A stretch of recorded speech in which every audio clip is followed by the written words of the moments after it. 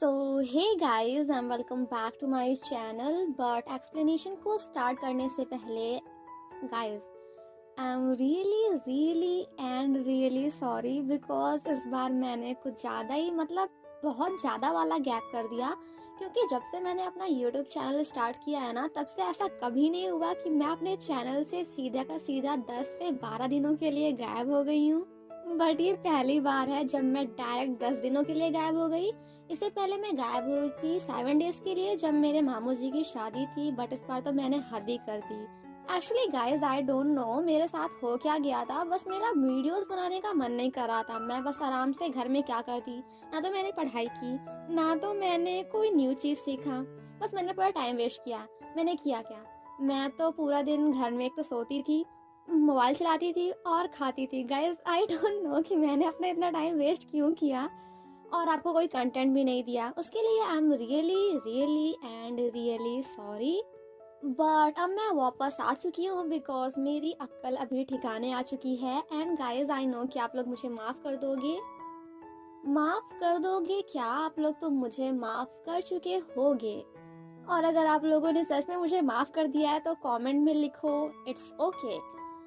So guys, now let's start the explanation. But उससे पहले guys, once again I am really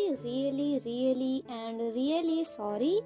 next time से I'll try कि मेरा mood खराब ना हो और मैं वीडियोस बनाना बंद ना करूं। And guys, finally now let's start the explanation. Like a Hellcat.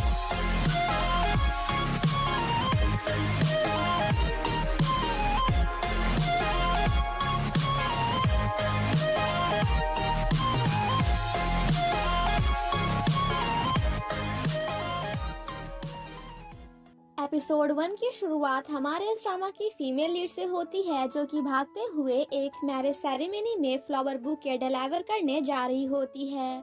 जहां जाने के बाद उसे पता चलता है कि ये शादी किसी और की नहीं बल्कि उसके स्कूल फ्रेंड की है, जिसने हमारी फीमेल लीड को अपनी मैरिज सेरेमनी में इनवाइट नहीं किया बिकॉज सभी फ्रेंड्स की जॉब लग चुकी है।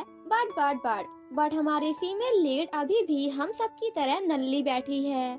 और यहाँ पे हमें ये भी पता चलता है कि हमारी फीमेल लीड का नाम है गिल दारान। दारान जब खाना खा रही होती है तो उसके बॉस उसे कॉल करके बताते हैं कि तुमने गलत बुके डिलीवर कर दिया है एंड वो बुके काफी ज्यादा एक्सपेंसिव है। दैट्स व्हाई अब तुम्हें ना चाहते हुए भी उसे वापस लाना होगा। और फिर क्या था, जिसके बाद तो हमारी फीमेल लीड उस बुके को वापस लेने पहुँच जाती है। बट यहाँ पे क्या होता है ये तो आप खुद ही देख लो।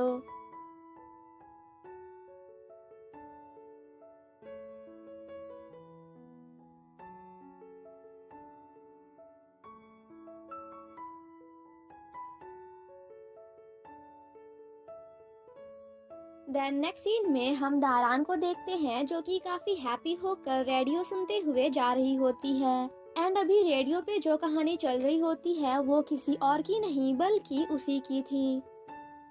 स्टोरी सुनने के बाद हमें पता चलता है कि उस दिन जिस बंदे ने दारान को बचाने की कोशिश की थी, अब फाइनली वो दोनों कपल बन चुके हैं। एंड इनका नाम है यूनजे, जो कि बाय प्रोफेशन एक डॉक्टर हैं। और दारान के सीढ़ियों से नीचे गिरने के बाद यूनजे ने ही उनका ट्रीटमेंट किया था। और अब ये दोनों बहुत जल्द कि अगले महीने ही एक दूसरे से शादी करने वाले हैं। दारान जब काफी हैप्पी होकर अपनी स्टोरी सुन रही होती है तो वहीं पे सामने बैठा हुआ बंदा उसे देख कर काफी बड़ी काफी प्यारी स्माइल कर रहा था। एंड गाइस गेस व्हाट, तो ये है हमारे इस ड्रामा के मेल लीड, जिनका नाम आपको थोड़ी देर बाद पता चल जाएगा। भाई साहब तो बार बार दारान को देखकर स्माइल दे रहे होते हैं, बट हमारी दारान वॉज लाइक, यार ये मुझे ऐसे क्यों देख रहा है, क्या मैं गंदी दिख रही हूँ? मेरा मेकअप तो सही है ना, मेरे फेस में कुछ लगा तो नहीं है, या फिर ये बंदा ही पागल है। दारान जैसे ही बस से बाहर जाती है तो हमारा मेल लीड भी उसी के पीछे पीछे आ जाता है। एंड यहाँ पे हमें पता चलता है कि हमारे मेल लीड का नाम है कांग क्यूंग जून। दारान क्यूंग जून से कहती है कि क्या तुम मुझे फॉलो कर रहे हो, but I am really sorry because मैं ऑलरेडी इंगेज्ड हूँ, और हाँ जितनी मैं दिखती हूँ ना उससे ज्यादा बड़ी हूँ। सो प्लीज मुझ पे चांस मारना बंद करो। बट ये सब सुनने के बाद हमारा क्योंगजुन वॉज लाइक, ओए पागल, ये जो आपने अम्ब्रेला लिया है ना वो किसी और का नहीं बल्कि मेरा है, इसीलिए तो मैंने आपका पीछा किया। But now get lost. थोड़ी बहुत फाइट करने के बाद दारान कहती है कि ओए पागल, तू मुझे बस में बार बार घूरे जा रहे थे जिस वजह से मैं परेशान हो गई एंड गलती से अपनी जगह तुम्हारा छाता ले लिया। सो इसमें गलती मेरी नहीं बल्कि तुम्हारी है। जिस पर क्योंगजोन कहता है कि हाँ माना मैंने कि मैं तुम्हें घूर रहा था, बट मैं तुम्हें घूर इसलिए रहा था क्योंकि तुम काफी ज्यादा फनी दिख रही थी। जिसे सुनकर हमारी दारान वॉज लाइक, अच्छा ऐसी बात है।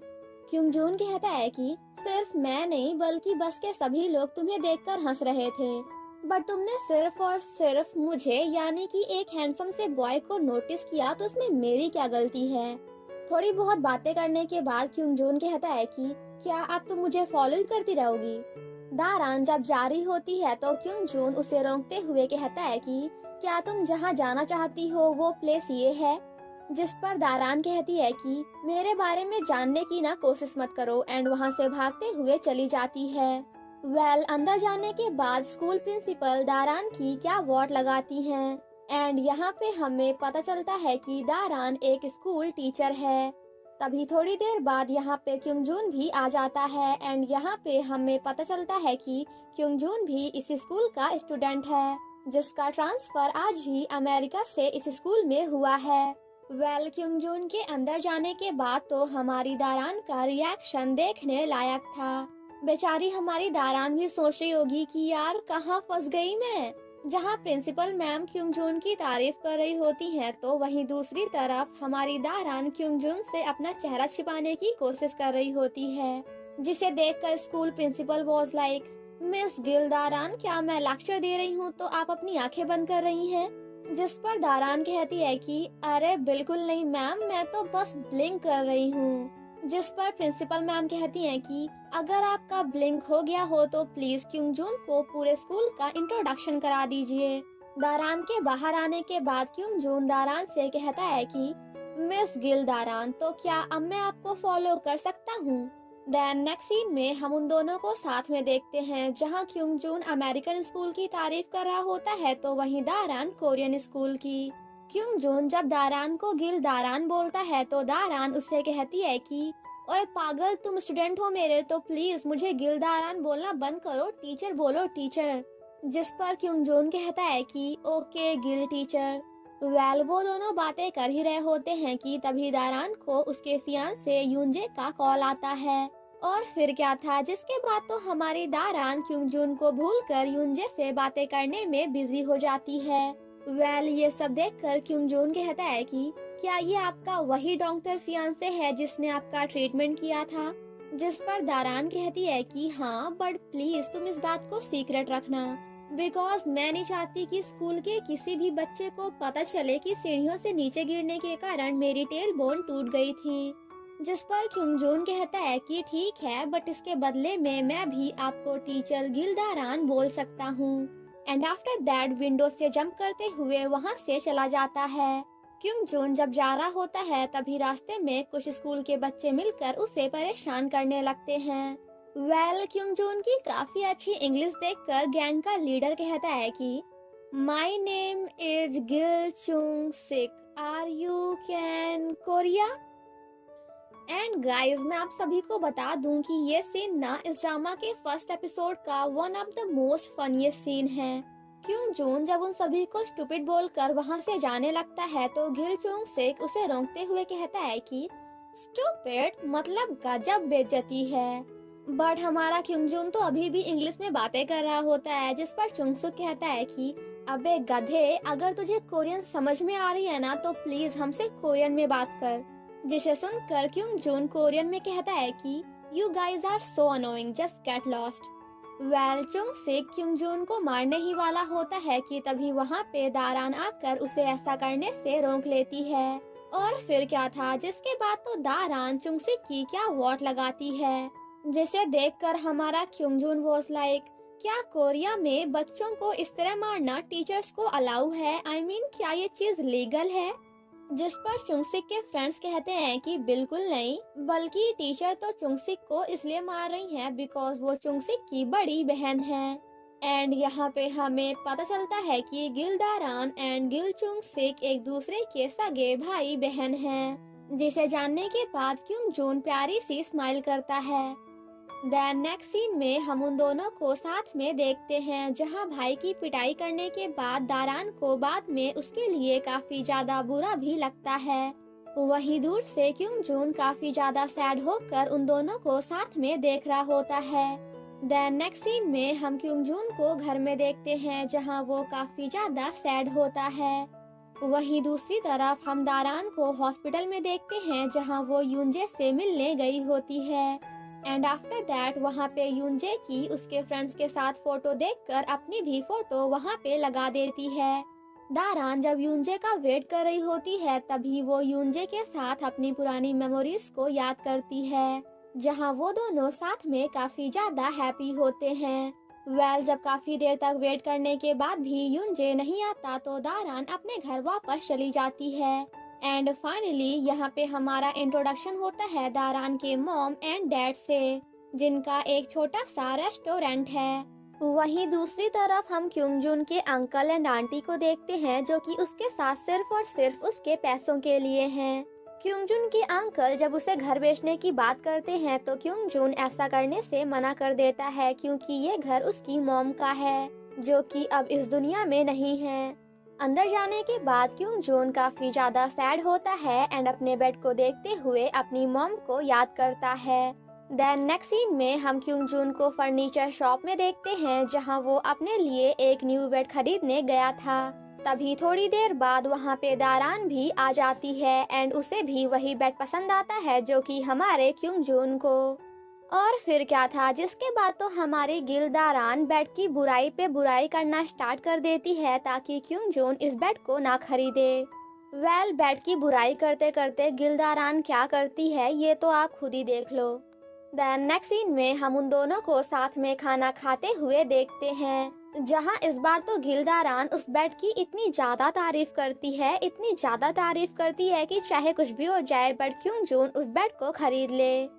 काफी ज्यादा तारीफ एंड बहस करने के बाद भी एट लास्ट हमारा क्योंग जून उस बेड को खरीदने से मना कर देता है, और साथ ही साथ दारान को काफी ज्यादा परेशान भी करता है। क्योंग जून कहता है कि मैं छोटा सा बच्चा हूँ, दैट्स व्हाई मेरे पास इतने पैसे नहीं है कि मैं उस बेड को खरीद सकूं। जिस पर दारान कहती है कि क्या तुम्हारे पेरेंट्स तुम्हें पैसे नहीं देते? जिसे सुनकर हमारा क्योंग जून वॉज लाइक, ओए मैडम, आपने मेरा प्रोफाइल नहीं देखा क्या? मैं अनाथ हूँ। आई मीन ना तो मेरे पास मॉम है और ना ही डैड। वो दोनों बातें कर ही रहे होते हैं कि तभी फिर से यूनजे दारान को कॉल करता है, जिसके बाद दारान फिर से यूनजे से बातें करने में बिजी हो जाती है। वहीं दूसरी तरफ हम यूनजे की फ्रेंड को देखते हैं, जो कि नोटिस बोर्ड से उन दोनों की फोटो को निकाल कर वहीं पे डस्टबिन में फेंक देती है। नेक्स्ट मॉर्निंग जब क्योंग जून स्कूल जा रहा होता है, तो वो जानबूझकर दारान को भिगा देता है। स्कूल पहुंचने पर क्लास के पीई टीचर क्योंग जून को डांट लगाते हैं, बिकॉज वो आज भी स्कूल यूनिफॉर्म में नहीं था, जिसे देखकर दारान को उसके लिए काफी ज्यादा बुरा लगता है। देन नेक्स्ट सीन में हम दारान को देखते हैं, जो कि क्योंग जून को अपने पास बुलाकर उसे एक स्कूल यूनिफॉर्म पहनने के लिए देती है, जिसे देखकर क्योंग जून काफी स्माइल करता है एंड देन अपने आप से कहता है कि मैंने कहा था कि मैं अनाथ हूँ, गरीब नहीं। दारान जब क्लास में पढ़ा रही होती है, तो सभी बच्चे मिलकर उसे काफी ज्यादा परेशान करते हैं, क्योंकि उन सभी को पता चल चुका था कि सीढ़ियों से नीचे गिरने के कारण उसकी टेल बोन टूट गई थी। ये सब देखकर दारान को ऐसा लगता है कि जैसे क्लास के सभी बच्चों को इस बारे में किसी और ने नहीं बल्कि क्योंग जून ने बताया है। बट वहीं दूसरी तरफ क्लास के सभी बच्चों की ऐसी हरकतों को देखकर क्योंग जून को दारान के लिए काफी ज्यादा बुरा लगता है। आफ्टर दैट दारान का भाई जाकर उन बच्चों को ये सब करने से मना करता है। दारान जब काफी ज्यादा सैड होकर बैठी होती है, तभी उसे यूनजे का कॉल आता है। थोड़ी बहुत बातें करने के बाद एट लास्ट दारान रोते हुए यूनजे से पूछती है कि क्या आप मुझसे सच में प्यार करते हैं या फिर नहीं। और अगर आप मुझसे प्यार नहीं करते तो फिर आपको मुझसे शादी करने की भी कोई ज़रूरत नहीं है।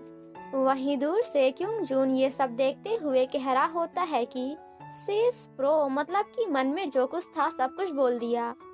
थोड़ी देर बाद जब दारान को होश आता है कि आखिर उसने ये क्या बोल दिया, तो वो फिर से यूनजे को कॉल करने की कोशिश करती है।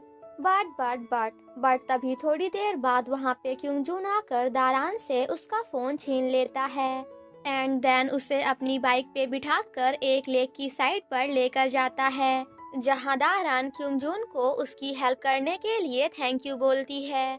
क्योंग जून कहता है कि वैसे मुझे समझ नहीं आ रहा कि आखिर मैंने आपको बात करने से क्यों रोका।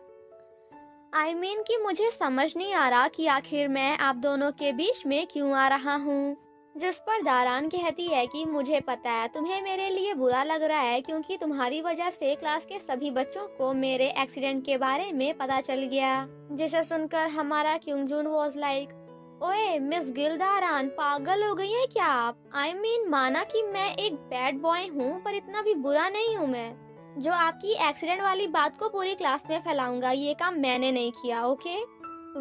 काफी देर तक मस्ती एंड बहस करने के बाद दारान क्योंग जून को पुइंग पुइंग करने के लिए बोलती है, जो कि उस टाइम पे कोरिया में काफी ज्यादा फेमस था।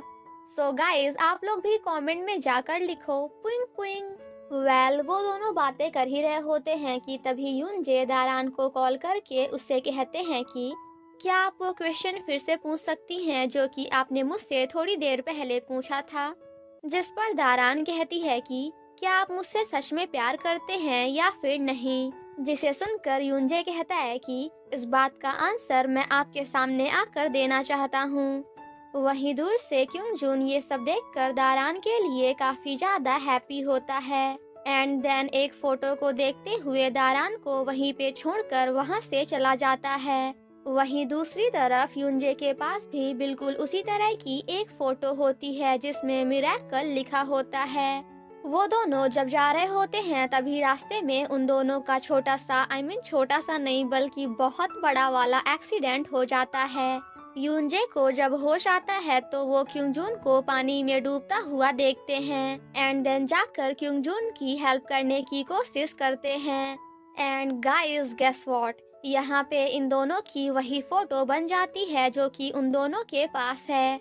देन नेक्स्ट सीन में हम उन दोनों को हॉस्पिटल में देखते हैं जहाँ यूनजे की डेथ हो जाती है, जिसे जानने के बाद दारान जोर जोर से रोना स्टार्ट कर देती है। तभी थोड़ी देर बाद हम फिर से यूनजे को देखते हैं जो कि अचानक से उठ जाता है एंड सामने मिरर में अपनी बॉडी एंड अपने फेस को देखकर कंप्लीटली शॉक्ड हो जाता है। दारान जब सामने से यूनजे को आता हुआ देखती है तो वो जाकर उन्हें हक कर लेती है एंड उनका नाम लेते हुए काफी जोर जोर से रोने लगती है। जिस पर यूनजे उसे रोकते हुए कहता है कि गिल टीचर, मैं यूनजे नहीं बल्कि कांग क्योंग जून हूँ। एंड गाइस, गेस व्हाट, यहाँ पे हमें पता चलता है कि यूनजे एंड कांग क्योंग जून की बॉडी एक दूसरे से स्वैप हो चुकी है। मतलब कि अभी यूनजे की बॉडी में कांग क्योंग जून है एंड कांग क्योंग जून की बॉडी में मिस्टर यूनजे। बट दारान को उसकी किसी भी बात पे कोई भी भरोसा नहीं होता, और होगा भी कैसे। कि अगर दारान की जगह पे हम में से भी कोई भी होता ना, तो कोई पागल ही होता जो उसकी बातों पे भरोसा करता। सो गाइस, अब क्योंकि यूनजे की बॉडी में कांग क्योंग जून है तो आज से हम इसे क्योंग जून बुलाएंगे, ओके? क्योंग जून सामने रखी बॉडी को देखते हुए कहता है कि क्या मैं सच में मर चुका हूँ? बट अभी तो मैं सिर्फ और सिर्फ 18 साल का हूँ, ये भी कोई मरने की उम्र है, अभी तो मेरी शादी भी नहीं हुई। बट सामने रखी बॉडी उसकी नहीं बल्कि एक बुढ़े से बब्बा जी की थी। थोड़ी बहुत बहस करने के बाद दारान क्योंग जून से कहती है कि यूनजे, आप याद करने की कोशिश करिए कि आखिर आपसे मैंने आखिरी बार क्या कहा था। जिस पर थोड़ा सोचने के बाद क्योंग जून कहता है कि पुइंग पुइंग, आपने मुझसे आखिरी बार पुइंग पुइंग कहा था। तभी थोड़ी देर बाद वहाँ पे एक नर्स आकर क्योंग जून को जिंदा देखकर कंप्लीटली शॉक्ड हो जाती है। क्योंग जून यूनजे की बॉडी को मिरर में देखते हुए कहता है कि अगर तुम यहाँ हो तो फिर मैं कहाँ हूँ। एंड थोड़ी देर बाद अपनी बॉडी की कुछ ऐसी हालत देखकर कंप्लीटली शॉक्ड हो जाता है। एंड हमें यहाँ पे ये भी पता चलता है कि क्योंजून को ब्लड से फोबिया है क्योंकि उसके सामने ही उसकी मॉम की डेथ हो गई थी। देन नेक्स्ट सीन में हम दारान को देखते हैं जो कि हर जगह अपने यूनजे कि हमारे कांग क्योंजून को फाइंड करने की कोशिश कर रही थी, बट वो उसे कहीं भी नहीं मिलता, ना तो हॉस्पिटल में एंड ना ही अपनी ऑफिस में। आफ्टर दैट दारान स्कूल में कॉल करके उनसे कांग क्योंजून के घर का एड्रेस मांगती है। देन नेक्स्ट सीन में हम दारान को क्योंजून के घर में देखते हैं जहां वो यूनजे को कांग क्योंजून के घर में देखकर कंप्लीटली शॉक्ड हो जाती है। एंड देन उसके क्लोज जाते हुए कहती है कि आर यू कांग क्योंजून, जिसे सुनकर क्योंजून कहता है कि हाँ बिल्कुल गिल टीचर। और इसी के साथ हमारा ये एपिसोड यहीं पे ख़त्म हो जाता है। सो गाइज, अगर आप लोग एपिसोड 2 देखना चाहते हो तो उसके लिए आपको एक दिन का वेट करना होगा, बिकॉज एपिसोड 2 कल मैं अपलोड कर दूंगी, I promise. And at last, thank you so much guys for watching my explanation. Stay safe and healthy, bye bye.